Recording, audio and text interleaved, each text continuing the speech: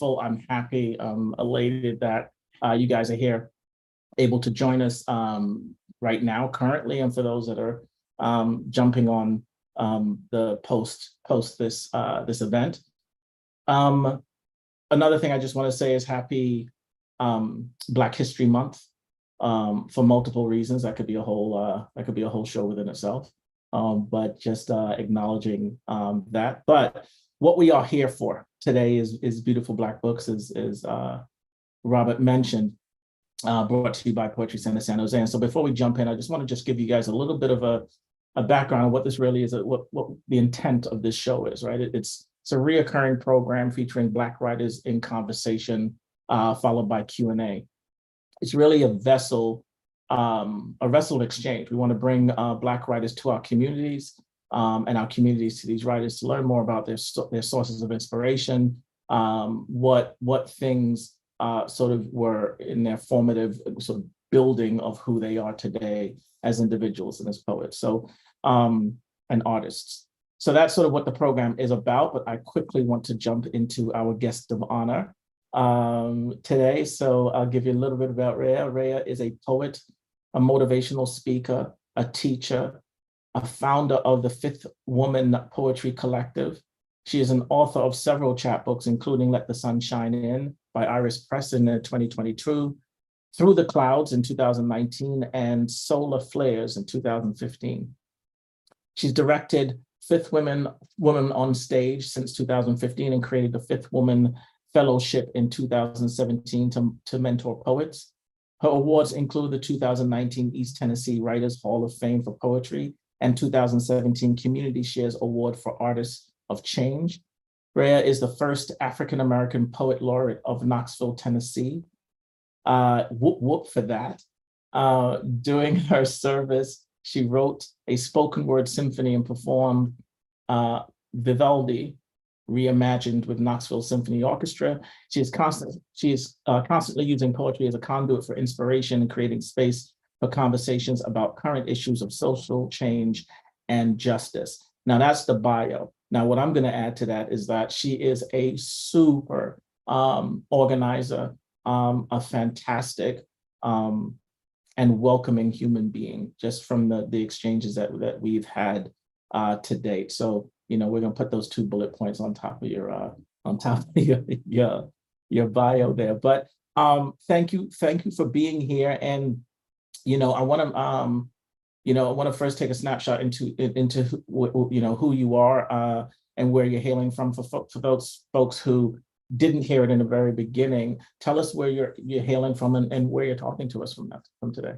I am in Oak Ridge, Tennessee, home of the atom bomb, the secret city. So that is what we are known for. Is the secret city. It was the city where the atom bomb was put together, and it was kept a secret for several years. And now, you know, you just told me a beautiful city. We can talk more about that. Yes, absolutely. That's again a whole piece of it itself. No, great. So, you know, the first thing I want to talk about is something that, you know, makes us twinsies. And that's outside of the fact that we're Black. I mean, that's yeah.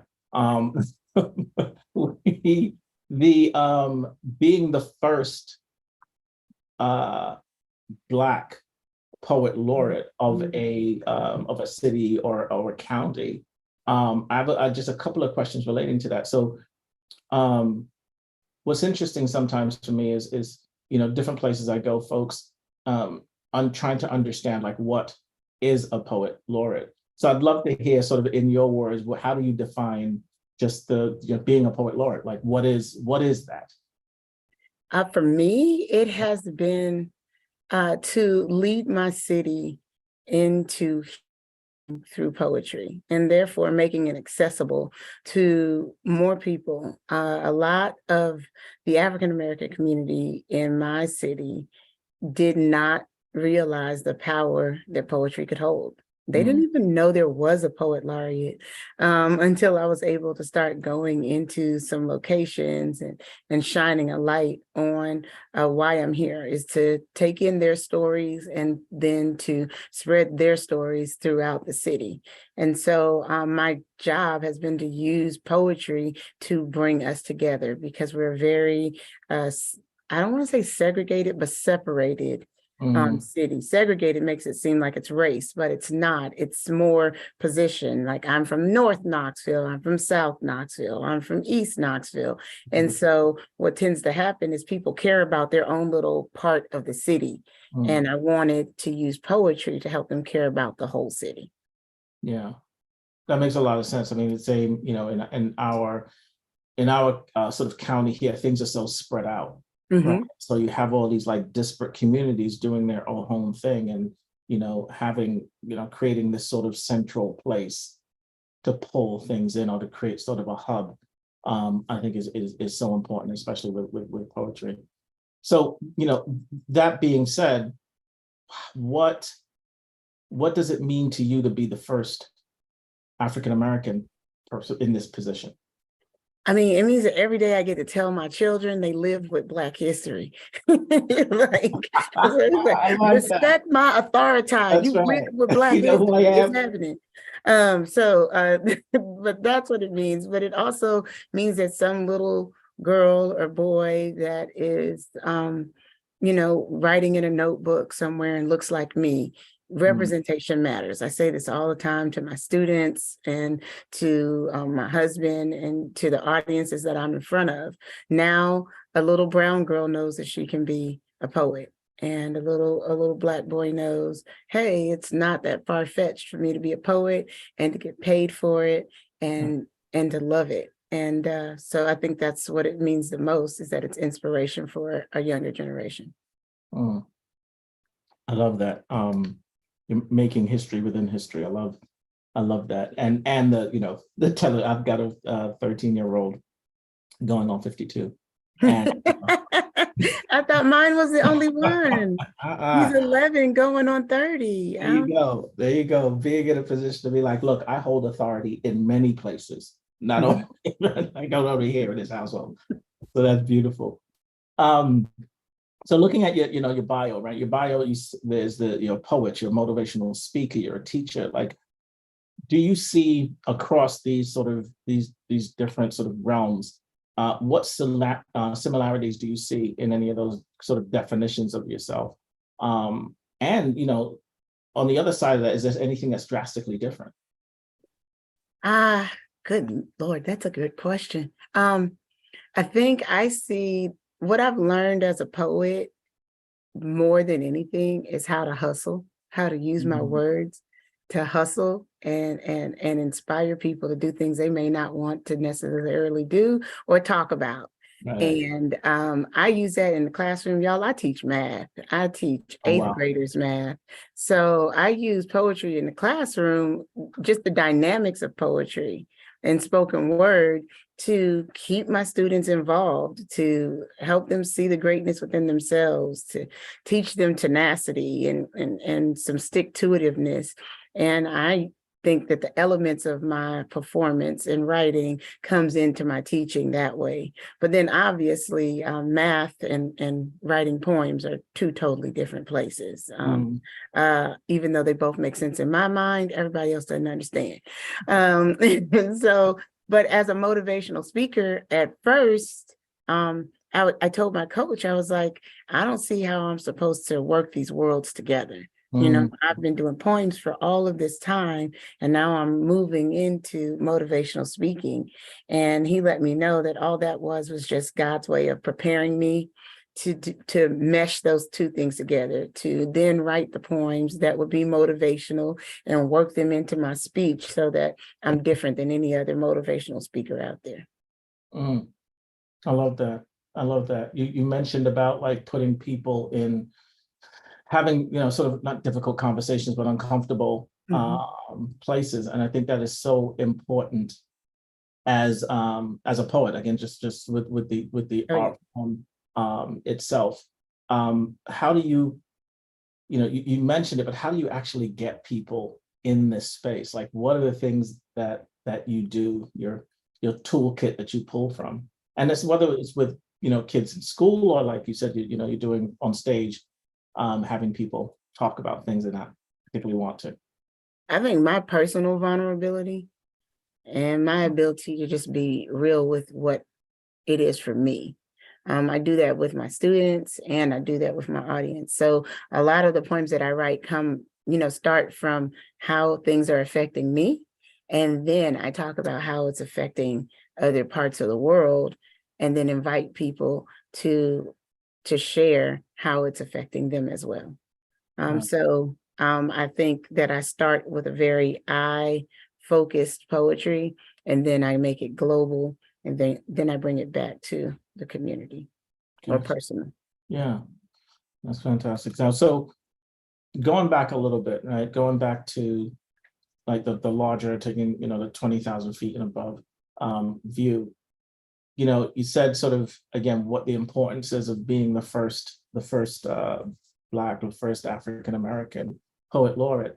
And we had a show with David Judah, right? Mhm. And so he was not only the first, but the first ever poet laureate in Yes. his county.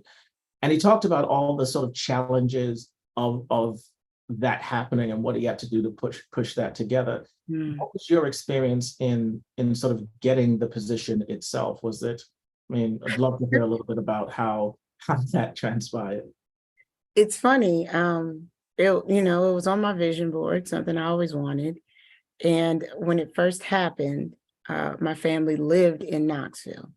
And my husband, he was like, you should be this person. It should be you. And of course he says that because he's my husband. But he, submitted my portfolio and nominated me for the very first one, and I didn't get chosen. And I was like, okay, the guy that they chose, I've known him since I was 19 years old. It's totally understandable.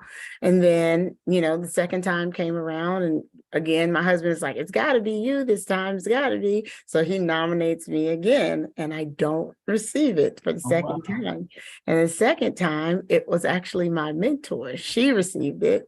And I was like, oh, that makes sense. She's my mentor. It makes sense for her to be the next poet laureate. And so then she said, well, you're next. You're next. And I was like, I'm not really going to worry about it. May not be in the car. We moved to a new city, which is how we're in Oak Ridge. I moved out here to be a teacher and didn't know I had been nominated. I told my husband, don't worry about it anymore. We're not going to do it. We don't live there. So there's no way possible that I would be chosen. And I was walking through Kroger's and I get a phone call from our mayor saying, thanks so much for accepting as poet laureate. And I said, I did. I didn't even know. So that's kind of how I found out. And then I text messaged my mentor and I was like, I got a phone call. She said, oh yeah, you're the next poet laureate. And I was like, well, thank you for letting me know that. As I was grocery shopping. As I was grocery shopping. Thank you very much. And so I kind of accepted without really knowing that it was, a position that I had even been nominated for. Yeah. Well, it sounds like from what you're saying, it's like there's a sort of, although it's a disparate community, like there is some closeness within that. Like you said, it was someone that you've known the first time since 16, and then your mentor. Is that actually the case? I know finding some places you go to while you're in from a geography perspective, folks are spread out. The pockets of people are very, very tight. Is that the same? Is that how it is where you are? Yes and no. We have tried really hard because there's poetry happening all over the city. So we've tried really hard to focus at least a connection so that everybody knows what's going on. For me, I've been in Knoxville since I was 18 years old. And so Marilyn Callett, who is my mentor, was also a poetry instructor at the University of Tennessee when I was in college. And so that's kind of how we know each other. There's a Knoxville's Writers Guild, which kind of brings more just all kinds of writers together. but then there's still these events that happen all over the city that people don't even know what's going on. So that's right. Yes and no. We tend to know each other or have at least heard each other's names in passing, but not always working together as smoothly as I would like to see it happening. Gotcha. And how did COVID affect any of that? Like, did it make it, I'm assuming it's made part of it worse, but like coming now, I wouldn't say post COVID, but We're still in coming it. out of it, has anything changed? Is that, how have you seen that impact the poetry community that you've been in? I think that because I started my poet laureate ship, I guess that's what it would be, a poet laureate. Yeah, that's what I call that. Okay. I started that in 2020, really like mid-pandemic. Wow. It was in July of 2020 that I got that phone call. And so for me, I have really worked for almost 3 years now to bring that community together. And I think because I'm so vocal and personable, it's made it to bring more and more people to poetry. So we're seeing numbers at poetry shows that we haven't seen since I was in my 20s. I had a poetry slam in January with over 110 people there, which we haven't seen numbers like that in I don't know how long. So what it's done is, because I'm going to get out, I'm going to be in front of people, I'm going to tell everybody, which is a little different than the poet laureates before me. They were more, I'll do my little project and that's going to be it. And I'm like, no, everybody in Knoxville's doing poetry now. Yeah. So I'm like at the library and I'm doing poems at basketball games and like I'm going to be out there. So it's made it so that I've been able to connect with more people. Now they know that the position is there. They know that things are happening. They're coming out. And so it's built, the pandemic allowed me to build a community a little better. Yeah, that's fantastic. I love that. I mean, it is one of the challenges. And one of the things that we saw, in numerous places, whether it would be the Poetry Center San Jose or other projects, the good thing, I guess, if you could say good thing in the pandemic, is that you were holding sessions, and now folks from all over the country were coming in because they were, they were forced to sort of come through, digital forms. I mean, we were getting folks from Europe, coming into places, so which was great in terms of, like, as you said, sort of spreading the word of what we do sort of as an art form. With that being said, right, there's so you being out in front of people and doing all that work, you sort of mentioned that you have a little one. I have two. You have two, right? You have two boys. Oh God. Oh God. I was one of those ones. So, like, how are you managing, all of this? There's the lordship or lording, there's, being, head of household. Like, how do you put all of this stuff together and do all of these phenomenal things that are in your bio? How do you make space for all of that? Well, I do have an engineering degree in which I learned project management. A lot of things make sense. I am a meticulous planner of my time.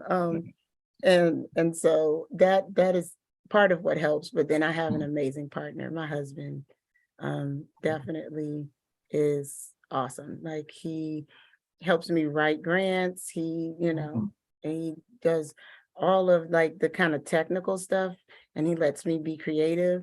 And he's our kids' teacher. So our boys are homeschooled. So they get to spend all day, every day with their father, which for me is one of the most powerful things that he could have ever done, because they're little Black boys learning from their father how to be great Black men. Yeah. And so I think, I couldn't do this without him. So. Yeah, I mean, we all, I know they say it takes a village and all of that, but we all need support from all sides, to get some of the stuff that we're done. But that's amazing that they're kind of taking up that charge. It is such a difficult world out there for our children.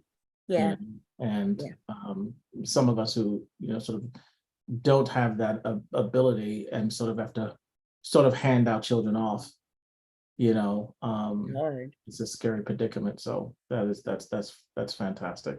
Yeah, the Um, pandemic kind of moved us to homeschool, mm, and we just never stopped. He's always worked from home. okay. So he's been their primary caregiver since they were both born. Oh, that's And fantastic. so the closeness that you get to see with them and their dad is absolutely amazing. And I just, for me as a mom, I think it takes away some of those fears of Mm, raising young Black boys that a lot of mothers, have when they are handing their children off to the school system or to somebody else. And so my husband, I tell people all the time, our oldest son was 6 years old before he ever spent one night away from his dad. wow. Yeah. Wow. That's yeah. That's similar to how we are here. I mean, again, it's just a different world. This idea of I remember being a kid. Now, granted, I was in the UK, but even when I came here, your kid goes out, you don't see him again till till dinner time, Right. and that was okay because of whatever. And it's just I couldn't even imagine doing that in the world that we live in Right. today. You don't want to overprotect, but you have to protect, and so that's just again a whole different BBB event just to unpack all of that within itself. So talk to me about a fifth woman, right? Because you see there's a fifth woman poetry collective, fifth woman fellowship that you've created. Talk to us a little bit about what that is and how that came about. Oh, wow. Okay. So I had always wanted to do a one-woman show. And I know does not sound like it should end up at a collective and fellowship and all that, but it did. So I said I wanted to do a one-woman show. And then I think I can say that just, the spirit put on my heart not to just tell my story, but to Mm, tell the story of as many women as I possibly could. And so what I did was I invited 4 other female poets to do the very first Fifth Woman on Stage show with me. And from there, the response that we received just from doing that first show. So it went from being my one-woman show to being a 5-woman show. And the response was, you can't stop. You have to mm, keep doing this. And so I started just choosing another 5 women every year for about 3 years. wow. And then uh, a young lady by the name of Daje came along and she said, this is too good. You need to turn this into an entire fellowship Mm, and let people apply to be a part of it and really, spend time with them and mentor them and all of that. So that's where the fellowship came from. And so that's when we started doing a fellowship, and it happens once a year. People put in an application to participate in a 4 to 5 month fellowship where they get one-on-one sessions with me. We do writing workshops once a month, and they develop the show that goes up every summer. And then after that, they're invited to be a part of the collective, which is just past Fifth Woman Fellowship members who mm. wanted to continue doing the work. So that's where the collective is. That is phenomenal. And is it just community based in terms of like the Knoxville, Oak Ridge area? Is it or is No, we have had poets come from as far as Pennsylvania. wow. And Wow. right now, one of the newest poets is in Chicago, and it's no longer just women either. So men come in and they share their experiences with the women in their lives and tell those stories from a male perspective as well. So I love it. It's definitely my continued motivation. Yeah, it's fantastic and needed. I mean, again, and there's a question that I had for you, and I've always tried to figure out the right way to ask this question, right? Because it's don't be scared. There's a number of ways to look at it, but I'll take it from this approach that I'll go with. When you look at the slam, the like slam community, right? Slam Mhm. poetry is sort of a cross section of spoken word and poetry with itself. You know, it goes up and down. It's cyclical, right? And this is across the country. But one of the things that I find that's consistent is the much lower percentage of women Mhm. that are in the slam community. But then you can kind of stretch that out into the larger sort of poetry world. And of course, I wouldn't expect to know every person in the poetry community, but I do feel that it is underrepresented Yeah. within the world. So you know, I mean, again, it ties to what you're doing there with the fifth woman collective. But I'd love to hear your thoughts on why do you think that's the case? Women create life. Right? If there's any group of folks who can talk to creativity, it's women. Why do you think that may be the case? You know, if I knew, then I probably wouldn't have had to Well, create the fifth woman, you know? right. Like, I think that was part of the reason why I did it. For years, I was the only in our entire Knoxville scene. And I couldn't understand. You know, women would come and then they'd leave. And I Mm, don't know if it's that they don't feel welcome or they don't feel loved enough, but they would come, but they would never stay. And mm, so I wanted to create that lasting power for the women who are writing such amazing poems. Um, or I don't know if maybe life just hits women a little harder. mm, And so they become, you know, moms, or they have to work and start, you know, making decisions, and poetry just gets cut right, because it's not a way for them. It's just a hobby, as right, opposed to it being a career that they can say, okay, I'm in this and it will put food in my children's mouths yeah, and those type yeah. of things. Yeah, there's got to be. I mean, I think what you're doing here with Fifth Women Fellowship and a number of other programs that are tied around, you know, not just poetry, but creativity and such. I think just so much of a need for it, right? I remember reading an article of an organization that was putting together grants and fundings in, you know, and I'll quote third world countries. And what they realized is that it was much better to give these smaller grants to women in the community because women would then go to build businesses that Hmm. service the community, whereas men would build businesses that take them out of the community and then the community Hmm. left back there, right? That's just intrinsic. So um, you know, I think there's just so much more that needs to be done Yeah. in terms of sort of blossoming that community. So look, there's so much to talk to you. We're going to get to you getting some getting to share some work with us, but I want to tap into you a little bit more. So Okay. what were you like at 12 and then at 25? Okay. I was a humongous tomboy. You can find me most of the time playing football Mm, with the boys and being fussed at by my mom because I didn't want to keep my dress on. Um, I grew up in an apostolic family. mm, So we were very much, you know, tied to the church. I went to a private Christian school. And at 9 years old, I had a disease called Guillain-Barré syndrome that completely paralyzed me. oh my God. And so a lot of life after that, I had to grow up kind of fast. Mm, And a lot of life after that was me navigating life after, the changes that had to happen, being in different schools. Uh, I guess it's just, um, I was a happy child. I don't think I started writing poetry until I was 15. mm, I went to the roller skating rink a lot, and I went to church a lot, and I got good grades. I tried to stay out of trouble. I think when I was 12, that was at like seventh grade. So I was a yeah. cheerleader for Mm, a short period of time there. And okay. then I was like, this is too girly. I got to jump around in the church. No, no. And so I just I grew up with two big brothers. So Uh, and you find me like sneaking to watch basketball games late at night.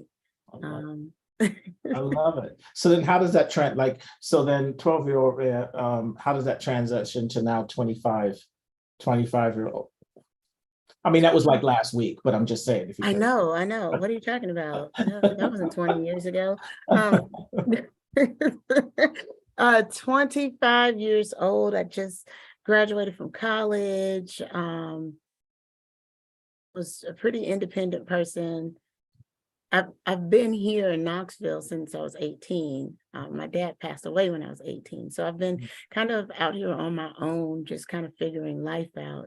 At 25, I lived here in Oak Ridge, which is weird that I would end up back here. But I was out here doing engineering work. And then I went back to school. So 25 would have been a year of just trying to figure things out. What's coming next? Who will I be? I think that's about the time I decided I wanted to be a Renaissance woman and that I was going to learn something new every year. And so I took up photography and I started painting, and I never stopped doing poetry, but I tried my hand at everything, fixing cars, and I just wanted to be able to do everything for myself. And so yeah, I was a single person. I didn't get married until I was 31. So I was single and maybe dating a little bit, but Changing the world. I was trying. I was trying to change the world at 25. That's where I've always wanted to be remembered. Whenever anybody asks, I say I want to leave a legacy. Yes. And that didn't necessarily mean I wanted to have children. Not Right. then. Not at 25. I didn't want kids at 25. Right. But yeah, I wanted to leave a legacy by the lives that I touched. Yeah.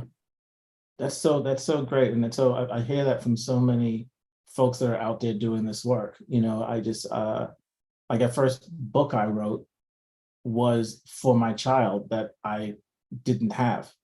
Wow. Yeah, it was like I want to be able to leave something behind for someone. So again, talking to this legacy and this need to I don't know if that's because we work with pages and we work with words and how things are, you know, we want to cement things in place. There's something that's with that that says, okay, look, I want to leave something for my people, you know what I mean? And however you define my people. Yeah. So so with that, you know, again, there's I hear a touch of, you know, we talk about you mentioning religion being, you know, sort of an important part or a major part of your upbringing. How does that work its way into your work, into your writing? I think my spirituality, you can find it all the time. I think I talk heavily about my relationship, just my personal relationship with God. Because of the illnesses that I have faced in my life, that and poetry and being able to be athletic, whether it's playing volleyball or lifting weights or whatever, those three things have been the bridge over troubled water. The majority of the time. So, you know, like I said, at 9, I was paralyzed. The way I kind of got back into things was by playing volleyball. At 20, I had atrial tachycardia and I had to walk around college with a heart monitor because they weren't sure of when my heart would just speed up and uncontrollably. And even then, it was to write poems to get through it.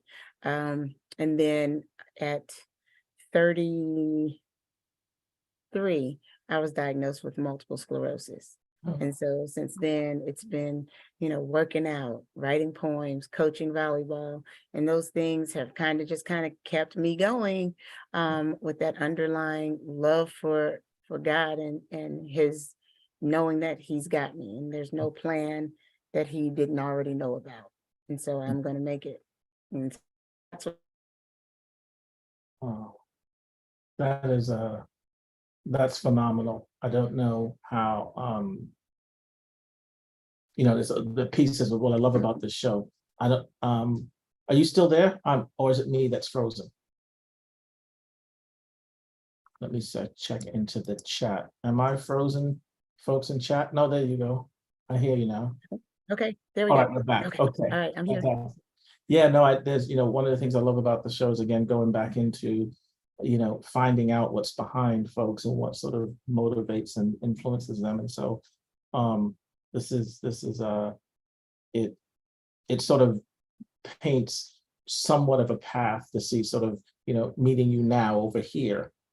And like, how did this person get, what motivates this for, you can kind of hear some of those things. So we are going to get into you reading some of the book. I do have a couple questions before that. One, and it's kind of a random question. So we talk about all the benefits of being a poet, right? And especially being a poet laureate. What are the negatives? Are there negatives? Yeah, I'm tired. That's the biggest negative. Is I think I set a bar really high for myself of like an expectation of what needs to be happening. Yes. And if I'm not achieving that, then I'm just constantly like I'm working. So in my mind, a poet laureate is starting these programs, is working with the youth, is thinking about doing this. And so I'm always, my husband's like, stop, like you are doing so much. Yeah. And so I think that's it. It's just I work. It's a constant. Turn my brain off is hard. So, that's the hardest part about being a poet is you start to see poetry in everything. Yes. In everything. And you're like, oh man, I got to write a poem about that. Oh, wait, no, I need to write a poem about this. But my son needs help with his math homework. Okay. I gotta eat lunch. Yeah. But I still haven't eaten. But this really needs a poem. Everybody needs to know that this is happening because they don't know. And so that's my thing. It's like I don't think there's ever enough time for me to tackle all of the places that I've now seen poetry and to get it out. Right. That is that's the title of my next book. I like that. All the places I see poetry. There you go. See, I help. That's just subtitle in there. You don't even have to put my whole name. Just put like in my initials. Thank you, TC, for the motivation to create this book. So right before we jump into the book, there's a comment, that was and now I know Marilyn was your mentor, right? There's on the book was and it's sort of ... resonant long lines offer an open lament for your closed mind. Read these poems aloud and the personal skies will clear. Rhea's songs extend an invitation to hope. Come in. That's just beautiful within itself, right? But when I read that, that's Marilyn.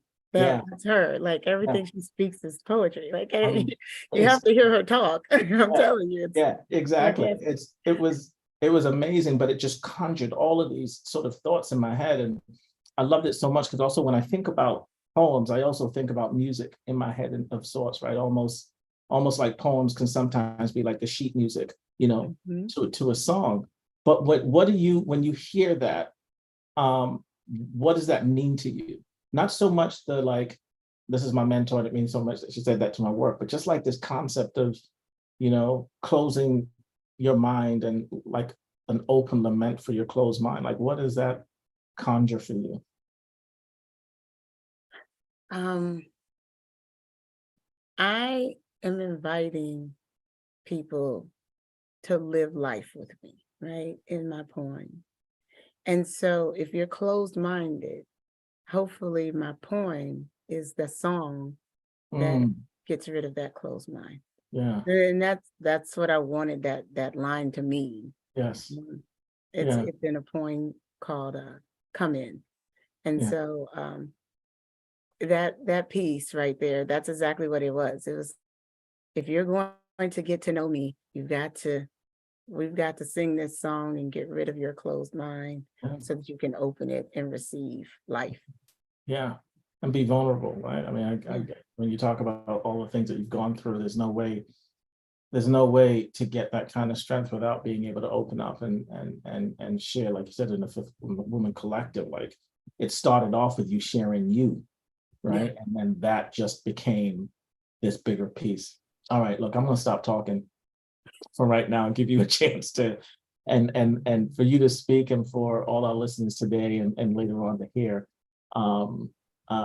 more about you. But I'd love to sort of turn it over to you to read some of your work. We got a good 20 minutes, 25 minutes for you to take on. If you want that time to take it, if you need some more, let me know. And we just work from there. It's your space right now. Okay, cool. Well, first of all, thank you all so much for just being a part of this moment in my journey and my life. I'm so grateful anytime I get to share poetry with people. And who knows, I would have never met some of you if it weren't for this moment. So what I'm going to share is just a few poems from the book and then some newer works that haven't even been published yet, just because they're near and dear to my heart right now. So my computer's doing funny stuff. There we go. This first piece is actually in the book, and it's called After the Black. And I think this is also Black history. So a couple of the pieces that you'll hear are some of the things that I've written in response just to beautiful Blackness. There are a few things that are obvious from a first glance at me. The most obvious is that I am Black. And I suppose you could stop there. You could allow that to put a wall between you and I, or you can see it as an immediate connect with me. Whichever you choose, I fear you will have only scratched the surface of my essence. What will you do after the Black? After you have judged whether I match or clash your perception? Following that initial reaction, will you care to know my story? Because you can't know immediately that I identify as a heterosexual. You can't know that I'm married with children, that I wish daily that my children could meet the man that raised me and climb into his lap to call him Pops, that my mother speaks to me every single time I cross her mind because her spirit is connected to me and she is my first hero. There's no way for you to know that I see the world in poetry and numbers because they are real and tangible. I express my love in one of these two ways to every person in my life. What will you miss if you never make it past the Black? How many hugs that can change your day or mood will you miss out on? How much inspiration and strength will you fail to ever see? How many problems will you never solve? How much understanding will you miss? How much love? If you only see me as a comrade or foe, have you truly looked? I am broken by the people that spread hatred through their gaze, judging, pulling triggers or closing doors, forgetting to see human before difference, spreading lies and division without first thinking golden, finding reasons to remove a story by only looking skin deep. Religion, deep. Party, deep. Sexuality, deep. Paycheck, deep. Whatever you choose your Black to be, what will it take for you to see after it? To see one another as humanity, to know that somebody has loved or been loved by another, looked up at the same sky and seen the same sun, gazed into the night and shared the same stars, closed their eyes to sleep or die and met the same darkness. We are all looking for the light, looking through mirrors to see ourselves as more than just a list of Black that somebody may not accept. I've learned to love myself. My dark skin and coiled hair, I find power in its energy. I don't always fit in where it seems I should. I keep quiet on issues until I can write about them. I struggle to let people in to love me, but I give love freely, trusting that I will never run out of love for myself. I fight my body against its attempts to break down daily. I am a survivor of more than this Blackness. My father taught me that I was Black and beautiful, making sure that I understood there is more after the Black. There is beauty deeper than this melanin. I will never allow myself to stop there or even see it as a weakness or flaw. It is me as much as my quirky personality and belief in God without limitations. It is the understanding that I am made in that image and I have no limitations. I am creation made perfect just the way I am. So I embrace the flaws and imperfections, the hard days and glorious transitions. There is nothing wrong with any part of who I am. Every attribute is marked with part of what exists. I am beautiful beyond the Black. I am Mother Earth. with treasures in my words giving birth to lightning and oceans and fire. There is prophecy in my gardens. My father named me Rhea, calling me to motherhood. I am more than that initial glance, and you will never know until you see me after the black. And that's that poem. Okay, so I talk a lot about my dad in my poetry because he was such an instrumental part in who I am. He was like, I always tell people, he was my kindred spirit. And the way I keep him alive is by mentioning him in my poems and by giving tribute to the woman that I am that he helped me to become. Today is his birthday, so this is a happy birthday to my father.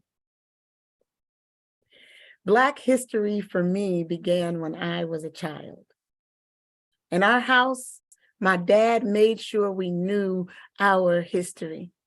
Each Saturday was filled with hours reading through the African American encyclopedias. They were a bonus to getting the World Book encyclopedias that we bought from the salesman.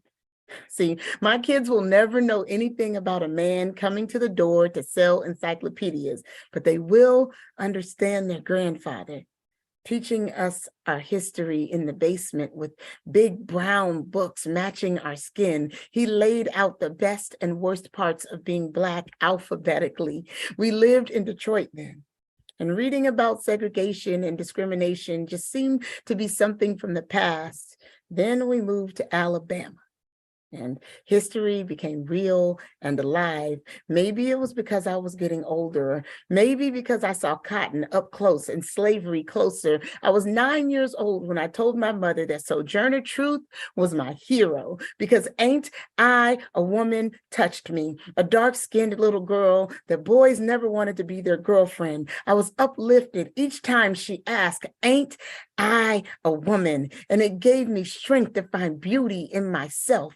The first poem I ever memorized was Langston Hughes' Mother to Son, giving me the motivation to never sit down on the steps and stop because I find it kind or hard. If that mother could keep climbing, I will too. I learned to accept my creative voice when I stepped on stage performing the creation, building my faith. I wanted to be one of God's trombones.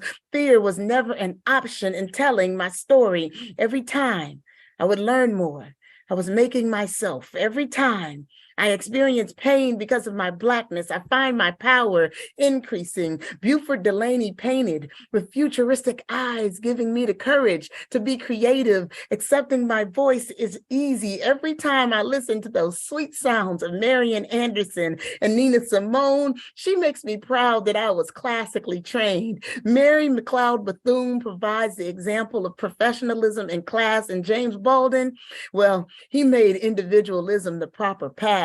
I never let it bother me when people call me names or treat me different because of my skin. I've learned that overcoming is stitched into the DNA of my people. My father always told me to never forget, but instead to use contention as a boost towards my goals. Black history is in the past, but it's not in the past. It is beating in my heart every time I take the stage. It is echoing in my voice each time I teach. It is picking me up every time I fall. It is building community with every single poem I write. It is being reborn in my accomplishments, and I will never stop forming me. I will keep learning and creating my history, sharing it with my sons, and writing my own letters, continuing the tradition to teach them their history. Although they will never know what it's like to open those encyclopedias, we'll still explore our Blackness, find our greatness in the stories of overcoming. Let the truth of our excellence build character with each connection. Black history, for me, began when I was a child, and it will be the same for them, because life ain't no crystal stair, but I'll make sure they have the tools to climb it. All right. Come on. I know I'm supposed to be on mute, but come on. Dude, honestly, Tshaka, you are of motivation, and I know I said this a couple of times that we've been on before, like the way you wrote pieces to your baby is just like it motivated me to do a better job of making sure my sons feel themselves in my pieces. So Oh, thank you. thank you, thank you, thank you. Wait, what else you got for us? Is my time up? Do I have to stop? Time is not up. We gotta hit at least one more. I gotta hit Okay. at least one more. Let's go one more. And since we're talking about our children, I have a poem that I wrote for my son. My oldest son lives with autism, and it took me a long time to write this poem. I've run from this beat for long enough. A poem 11 years in the making, blocked by my diagnosis of lesions on the brain. It scares me to think that I am a teacher, but I do not have all of the answers. I study math, but I do not have all of the solutions. And I cannot see past the moment to understand what he is thinking. I feel helpless and lacking. He was born on my birthday. 33 years after I was, stole the rumble from my voice with brown eyes and hands reaching out toward heaven. I called them his poetry hands. Didn't know that he was reaching for a song that planted itself in his spirit. I would ever hear it. He was 6 months old with a smile that melted my heart when he decided to speak in the language only he could understand, perfect rhythm on his high chair. The spoon in the tray became his first snare drum. Later, my bowls and plates would be the set he practiced perfection on. I noticed that he could be in a room full of people and all he heard were the blast beats, tapped out cadences on Legos and cars. When other children wanted to play, I knew he was different. But it was hard for everyone to hear his beautiful mind. There were signs creating a score for his story. The backbeat wouldn't stop pulling his attention away from everything the educational system thought should have his focus. It led them to test and see what we had known all along. He was a genius, and the world wasn't ready for his song. Autism spectrum disorder is a diversity not even I fully understand. I just know that hiding in the crash is his safe place. And sometimes he runs away to find it. He's all in and all out with common time, focused on or focused off with the dynamics of greatness, more acoustic than digital, more like me, than I am often willing to admit. There are days when being his mother is everything I need to know that God loves me. But there are days when I only wish that I could stop the fatback he hears long enough for him to hear the tapping of my voice on his heart, and still days when I wish I could just listen to his solo and drown out the noise of life around me. It is simple for him, a flam that only he hears, a beat that only he is dancing to. I am trying to teach him safety, but he is teaching me life. Silently instructing the world to be unique and celebrate. He dances to music like something is taking over his body, unafraid to be different. He speaks to people even when they don't speak back. He never lets it slow the music he hears. They just become a break in the beat, and he pops his locks and locks his way through. He loves without question and forgives with no grudges. Everybody is a potential friend, and when they don't respond to his invite, he is quick to let me know that it is their loss. He never has a bad day, no matter what has happened. And when you ask him how his day was, he always says it was great. And I know he's had some hard ones. I've been there for the days when nothing goes the way he planned and he struggles to find words to make it make sense, but it always makes sense on the drum. I never wanted to be a mother until he came along. It's the best job I never applied for. I always try to tell him that he's an awesome son. He says that I am an awesome mom in response, but I don't always believe him because I don't always have the answers. I teach math, but I don't always have the solutions. I cannot always find the lyrics for his melody or understand the why behind the scratch in his record. Being his mother has taught me that it is okay to not be the best every day. There is no problem to solve here. Only another day to practice getting it right. And even when I don't, there's a melody in my heart keeping the tempo. And he will always be there to ride that beat. And that's it. Wow. I don't even, I mean, you got a poet at a loss for words. Thank you so much for sharing yourself. and putting yourself on stage. You are so needed in this world. Your Oh my life gosh. is so needed in this world. I mean, you hit me with this, what is it? Hiding in the crash. This is safe space. Like, wow, that just, anyway, we could just dissect. That poem needs to be studied and taught, and we could sit in it all day. Again, thank you for that. It's so powerful. Thank Um, you. I'm all choked up. Okay, so we're gonna get into some a couple of other questions, but specifically with the book.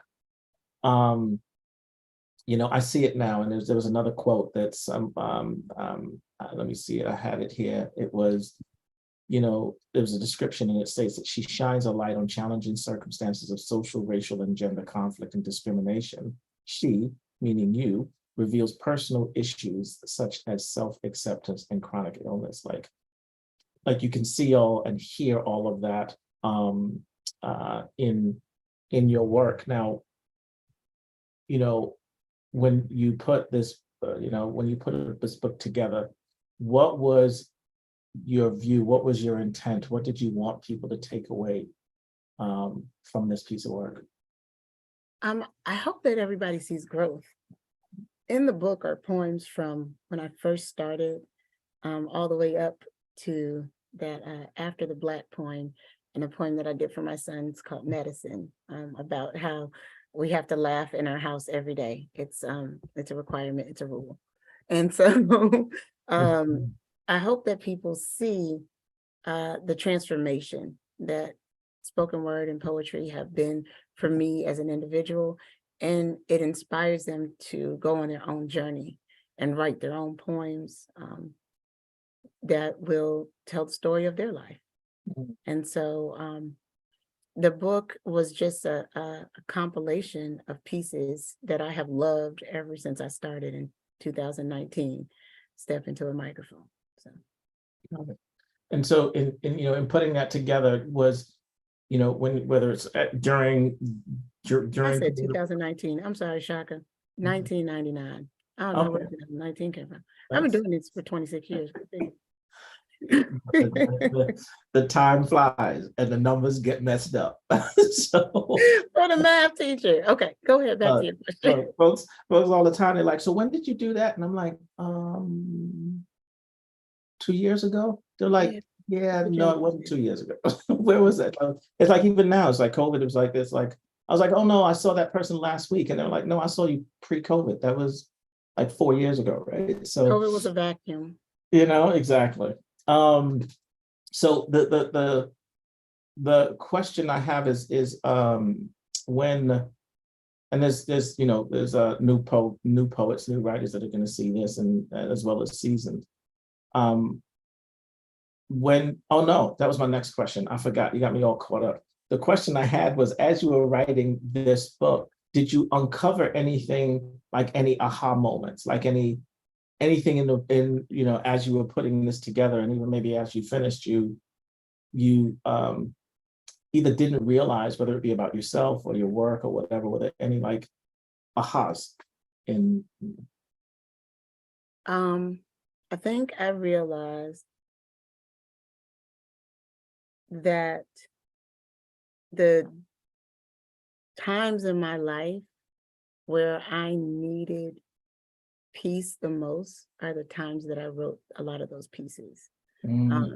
So I realized the personal benefit that the poetry is for me, probably more than anything. I'm always thinking about others. I'm always like, okay, is this poem going to, help somebody else deal with this problem? And then I started to realize I've dealt with my issues and I've healed, and it's become my therapy. And to not ever walk away from that. I think sometimes as organizers, we stop writing. And so to dedicate myself to always give myself time to write and time to use the poetry as a healing force for me, not just for everybody else who's going to hear it. Gotcha.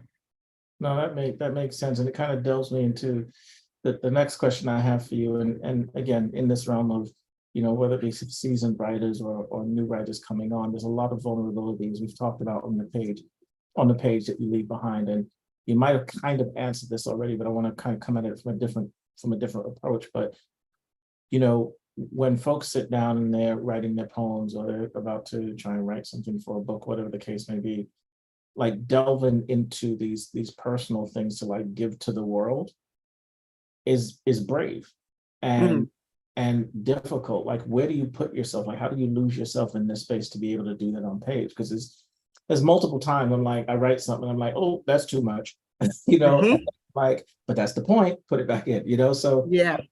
how do you do that? How do you sort of overcome the fear, I guess, is another way to put it. I think that's a great question. And the way I do it is I just do it. Sure. But I think that's the way I tackle life.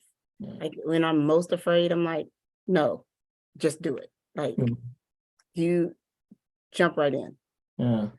So my husband, he'll say, I really want to do this, and I'm just do it. But what about this?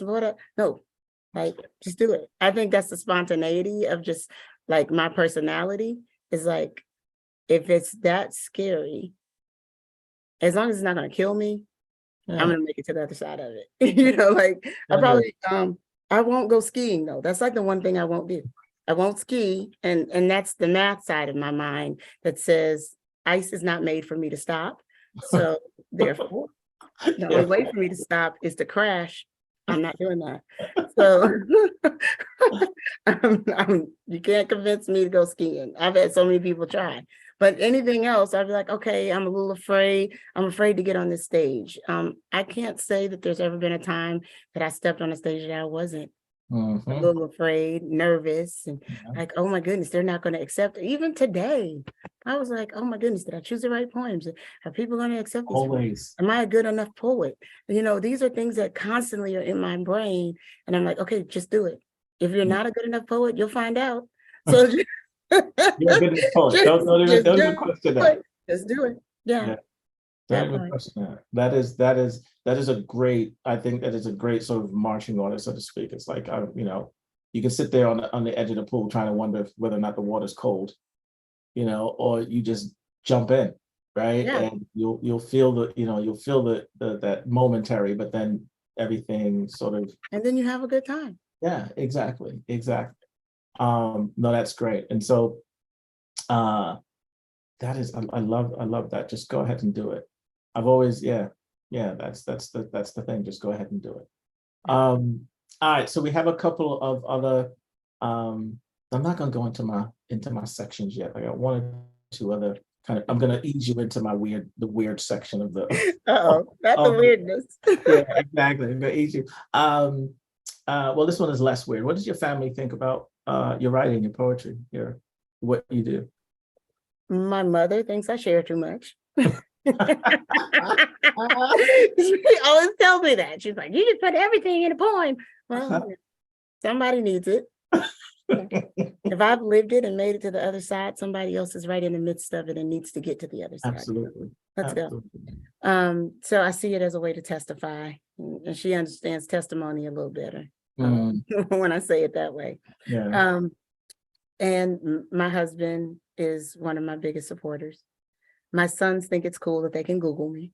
Oh, nice. They're like, my mom's famous. You can Google her. I was like, that doesn't mean I'm famous. Just means you can Google me. And then they found my YouTube channel, and then they really thought I was famous. They were like, you have a YouTube channel. You're on YouTube. You're the coolest mom ever. So it makes me cool. My mom, for a long time, she did not understand. And I think she came to a Fifth Woman show, like the second one that we did, and she got to see how an audience responds. Yes. And she was like, whoa, okay. Yeah. You You can were keep doing it. shifting But souls. yeah, and then but still, sometimes she's like, but you go out too much. You're out too much. You do too much. Don't do it. Don't do it this time. I said, Mom, I'm kind of the poet laureate. If the mayor calls me, I'll go." Yeah, But yeah, so she's supportive with reservations still at times. gotcha. And I think everybody else is supportive. I have two older brothers. I have three older brothers, and they are all supportive. Probably the middle one the most. Like he's constantly posting, my sister does this, and so he's one of my bigger supporters. And then my sister lives in Texas, and she loves my poems, and she's super supportive as well. I have extended family, like the family I created, and they are the most supportive group of people. Like they are there for everything. I'm having an event, they are in town, they're there. I'm in their city, they're there. It doesn't matter. They are always there. And they've been that way since I first started in 1999. Wonderful. I mean, that's great. I'm going through this whole thing and getting to that like I said, my random section. And I did not talk to you at all about the anthology.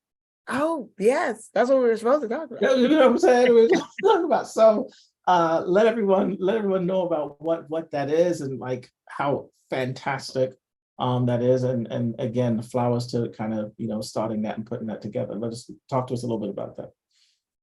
It's been about 2 years in the making now. We have a group that we put together called the Black Poet Laureates. And so it's Black Poet Laureates from all over America. And so we decided that we were going to put together an anthology. There has never been one of Black Poet Laureates because never before in our nation has there been this many. And so there's so many of us, we have decided to put together an anthology, and there's 25 Black Poet Laureates from all over America, all writing styles that have come together to put together an anthology. And I get the wonderful pleasure of just kind of leading that and compiling all of those poems together and chasing people down and getting them to agree that that they've done everything that they're supposed to do. That's just one of my little hats I wear. Yeah, I mean, it is a phenomenal endeavor. I mean, I guess it's your engineering side that's saying it's a pleasure because I know what it takes to sort of corral the cattle, the folks together to kind of put some of this stuff together. So you get again your flowers for doing that and bearing with us. I mean, it was I remember when the lordship was announced, it was sort of like I don't know if you've ever watched Mission Impossible, where there's like this little secret envelope, right? And that's your mission. And so it was Judah 1 that was like, hey, I got something for you. And I was like, dude, what are you? He's like, welcome. And I was like, what are you talking about? And he sent me a link, and I clicked the link and was like, wow. Yeah. Wow. Right. And it was such an amazing feeling. It's almost like these, I don't want to say subsets, because it's not so much subsets as much as it was like, okay, so you reach this poet laureateship and you're in the poetry community, there's all these different communities, and then you hit this thing and it's just this group of like Black laureates, Yeah. it was it's so awesome. Yeah, it was such a powerful thing. So, again, thank you for taking that and again, as we touched on before, putting it to page and making it concrete of things that we can sort of leave behind as this entity. Anyway, so I wanted to get that out because it's a great sort of process and sort of documentation that you're heading up and putting in the world for us all. So I'm going to my I call this the Who Dat section, right? Oh, okay, Tshaka. I'm sorry. My husband has called 3 times. Oh, no worries. It's all good. This is all good. While Rhea is talking about is taking care of that, I just want to again, if you heard the poetry that she's done, I put the link in the chat.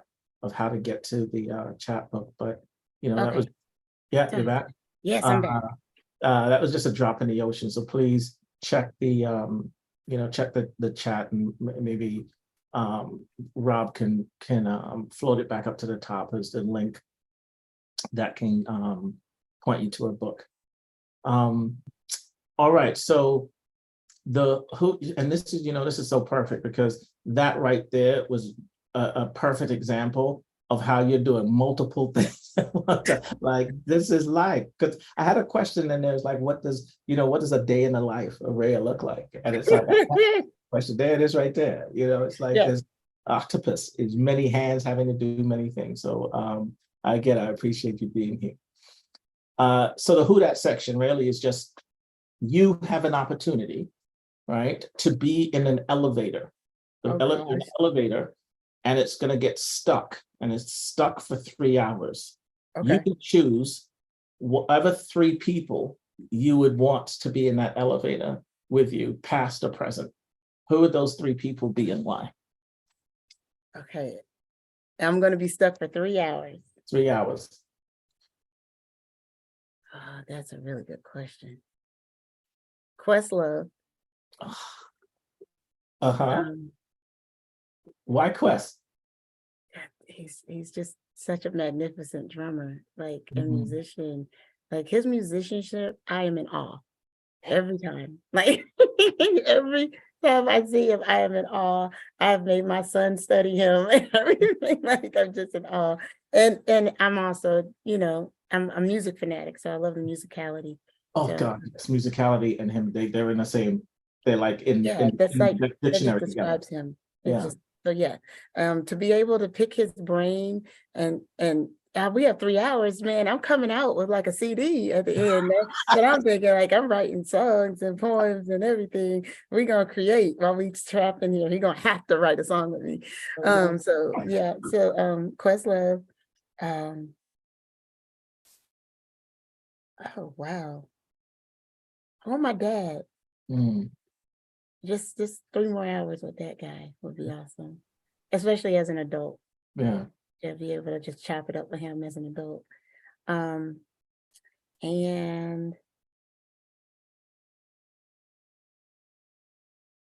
oh wow, it's like I'm trying to choose like a poet, because that's what I would want, like the music, the conversation, and the poetry.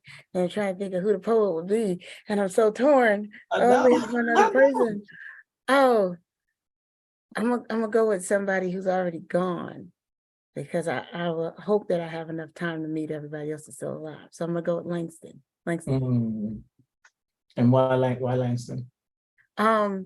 Just because of, like I said, the vulnerability he put into his poems. Like, there was so much of him in everything it seemed that he wrote.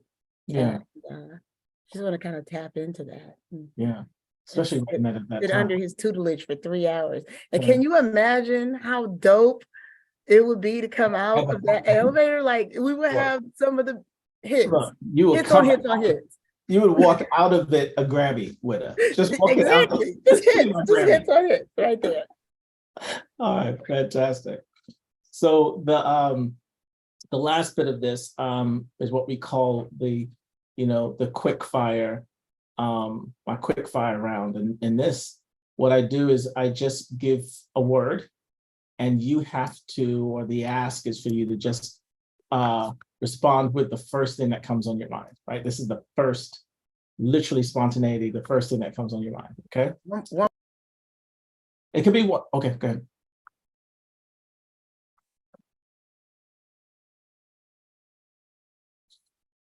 Rhea is always moving, always moving. Also, this is a time where if anyone on the call, if you have any questions, please drop it into the chat. We can ask. All right. Battery was about to die. I didn't want to get down. Okay. So first thing, right? First word, poetry. Freedom. Children. Love. Language. Life. Daughter. Daughter. Me. Son. Adaya. Woman. Creativity. Black woman. Everything. Grandmother. Pimp slap. Pain. Pain. Life. Jazz. Hips. Florida. Sunshine. Roller skates. Youth. Love. Marcus. Black love. Carmen. Poems. Still got some I haven't written. That's a long time. Still got some I haven't written. Motherhood. Joy. Earth. Body. Soil. Like dirt, soil. Dig. Music. Song. Hip hop. Rhythm. Kendrick. Master. Kanye. Genius. 1986. Ooh, move. I love it. That's all of my quick fire rounds. I love the fact I love and then Marcus. I love that. So look, this I want to check really quickly if there's any questions that we have from the folks on. It may not be, because I'm sure like I was completely enthralled in every like word you were saying, so I wouldn't even have time to ask no questions. But you know, while we wait to see if anyone's going to throw anything in there, again, the Rhea's book, the link is in the chat for folks to see. We'll also repost this so they can find their way to your work. Look, I want to thank you for so many things, but most importantly for just being the human being you are, for sharing not only with us today, but the true vulnerability that's in your work and that's in your person, to have had gone through, and how can I say this, to have gone through all that you've gone through in life silently. And what I mean by that is that there's many people out there who's gone through hardships, and that's the first thing they put out there, right? That's the first thing they put out there. And the fact that, you know, we've been in this space and these are new things that I'm learning means that, again, there are other things that you put forth, right? That talk to who you are. And I think that's incredible, because that's a hard thing to do, and especially as Black folk, we've got so much pain, right? It's so easy to start with that. Oh yeah. And so I commend you, and I applaud you for that. There is a question here, Rob, but what's coming up next for you? What are your next upcoming events? On March 25th, I have a ladies' night. And it is a poetry slam where all of the poems have to be dedicated to ladies. So any poet can participate, but all poems have to be about the divine feminine. Let's see, I have Southern Fried Regional Poetry Slam is coming to Knoxville, Tennessee. And if you are anywhere close to an airport, then you are close enough to get to me. And you are definitely close enough to get here. It is June 7th through the 11th, and it is going to be dynamic. If you've never been to Southern Fried before, it's a whole vibe. But if you've never been to Southern Fried in Knoxville, then this is the time to come because we showing out. I had no idea it was coming. Southern Friday was going to be in Knoxville. Yeah, man. Get your Oh ticket. man, Put this your team together. I'm saying, look, come on through. that's right. I was supposed when I was in New York, when living in New York, there was so many times I was supposed to go to Southern Friday. And folks would get up in cars and 6, 7, 8 poets go down to Southern Friday. And it's like one of the most consistent sort of events that's been happening Yeah. for ages. So This is the 32nd annual. wow. So folks, if you can, like was said, get on the plane and go check that out because it is an experience. Oh, And you will meet some lifelong friends and people in that community. There's another question there, I guess, from Robert. How do you manage the internal censor if it is too loud? I think by that you mean like when it gets so loud and it's telling me to stop. Like, how do I manage that? Those tend to be the pieces that just never make it to somebody else's ear. I still write, right? Yes. So I have notebooks of things that people have never heard because it got loud and it got hard and the pages are stained with tears or, I don't want to hurt somebody's feelings, but I have to get that out. Like I said, it's still therapy. So my notebook is my therapist. So I still go there and get it all out. Yeah, that's fantastic. Yeah, I remember writing for years before I ever stepped on a stage, and then even at times going back to old poems because again, environment changes, people change, the way we talk about stuff changes. So I always try to manage can I talk about this the same way I was talking about it before, so always being retrospective. But, and again, anyway, as the wonderful Jalinda has pointed out, we have about 1 minute left. I just, again, want to give that 1 minute to let you know that we and I appreciate you and want to thank you so much for the time, for being with us, and for sharing. It was fantastic. Fantastic. I think somebody said, what am I reading? So I did want you guys to know. I'm reading Finding Me by Viola Davis. Absolutely awesome book. And I'm also reading The Door of No Return by Kwame Alexander. It is a story that's written in verse. All right. Well, thank you again, my dear. Look, you have a good rest of your, I'm sure you probably got about 18 things to do as soon as you get off this phone. Yes. Well, thank you guys so much for having me. Thank you. And, you guys are awesome. Yeah, we will definitely talk soon. Yeah, Tshaka, you gotta figure out how I can come out there. Oh, absolutely, we gotta make that happen, Rob. We gotta make that happen. We have a poetry festival coming up, so we'll definitely talk. Cool. But thank you again. Hugs to you and your family.